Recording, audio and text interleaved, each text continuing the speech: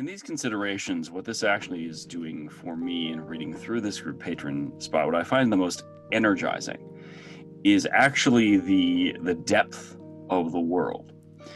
By associating this is really framed a lot like what are the resources that you can give to the players, but also these are the resources that each of these patrons can give to society, can give to the city, can give to the world. And in pondering about this, it's really interesting to explore, just from my own worlds, what patrons may exist, and recognizing that, oh, well, the priesthood that's inside Aesir, are they a religious order, or did they serve a primal force? Are they something else? Are they not a religious order based on what they get? The Fusion Knights, are they a military patron, or are they a business? And those are different things. And recognizing, or does this patron frame itself as a religious order when actually they are a syndicate? And I love the multiple layers that this can also provide, because if all the different patrons that exist, whether the players are connected to them or not, if they are presented where you can see the perks, you can see their abilities, they can see their missions. You might also have players that aren't a part of anything, and will see a certain patron at work, or a certain group that works with a patron at work, and go, I want to be a part of that.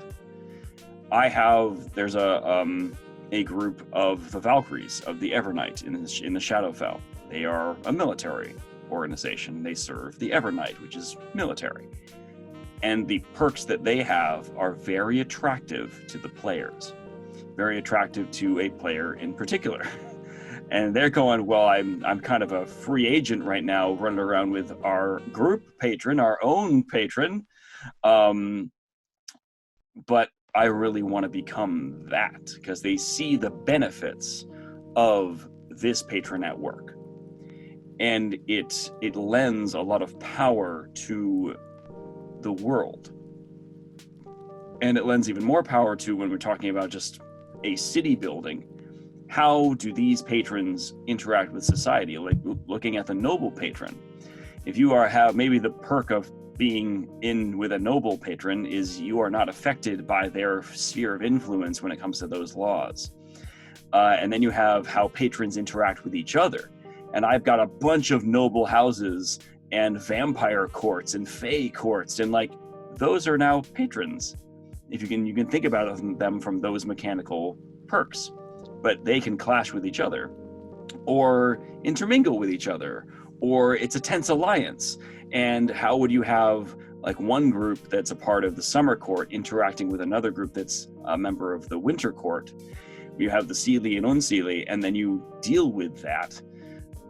And what happens if you start to see the secrets between both? What happens if someone switches patrons? What happens if you're kind of like, well, we can offer you this better benefit? And there's a lot of intermingling social ability there, but you're also allowing the players to weigh their risk and rewards based on the patrons that are available to them. And we say patrons because that's the framework of the book here, but organizations, factions, militaries, guilds, bounty hunting organizations, all of those things are patrons. And I find it really interesting because this lends a lot more depth and inspiration. I was doing this anyway. Now I have a good structured framework that I can also pull from, whether I decide to use it or not. But now it's opened for everyone to, and encouraged for them to add this to their world. Yeah, it's funny because you mentioned like the world building implications. Like when I was reading through the group patron part, the first thing I was thinking of was gameplay implications, you know? So one thing that a lot of players were, I don't want to say complaining about, but just observing, and it led to some interesting game design questions, was their relationship with in-game currency.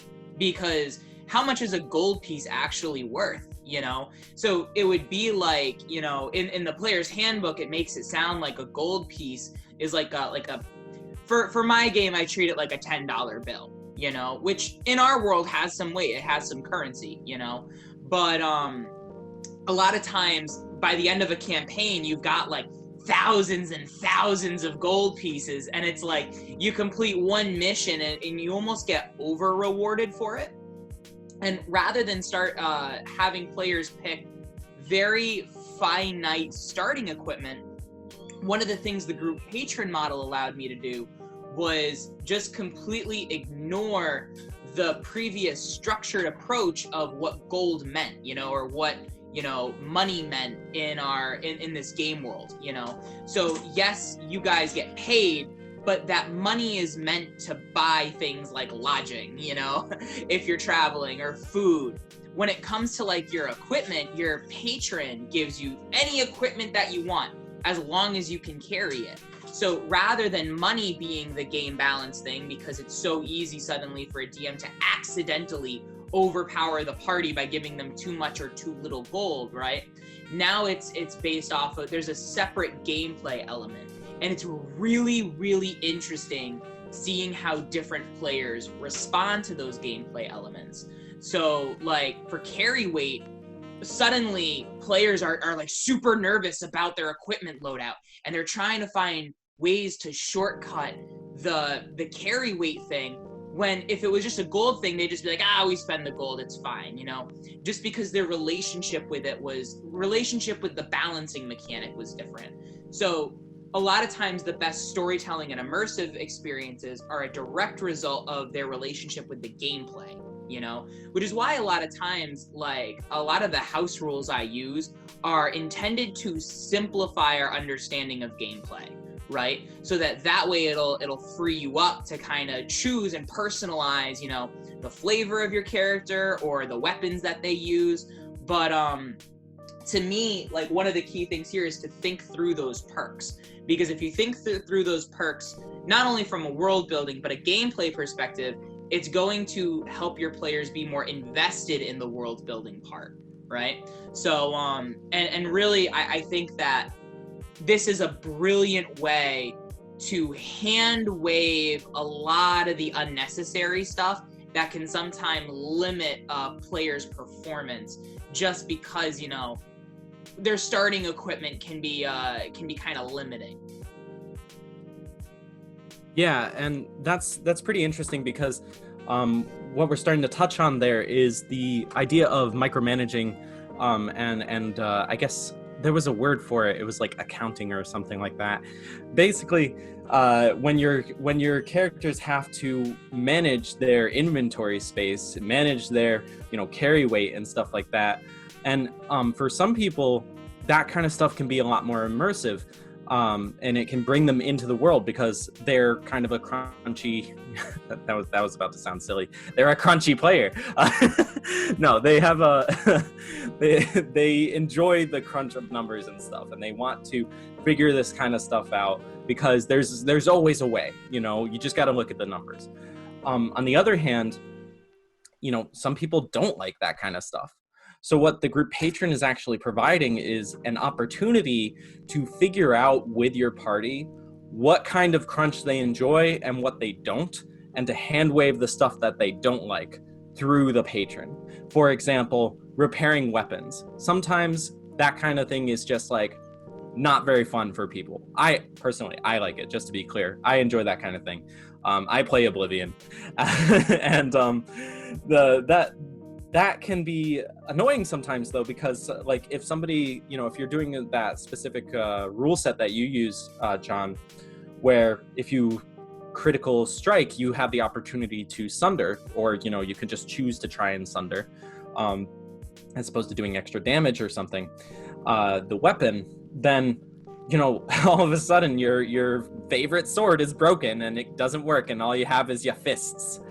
So what that can mean is that some players might not like that because they might have been attached to their equipment, especially if it was like a family sword or something. But because you have a group patron, no big deal. Just wait till after the fight. It'll be fixed. It's not gone forever.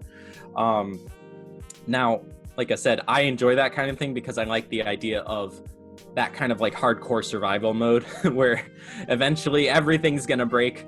So you better, you know, make the best use of it that you can, and hope that you make it to the next town in time before that bear tracks you down and kills you. But yeah, I just think this is really cool because it helps you get to know your party better, like you were saying as well. Thank you so much for listening to some of our podcast highlights. This podcast is part of the Darkmoor Podcast Network. If you want to support the content creators, feel free to visit our Patreon. And please, game responsibly.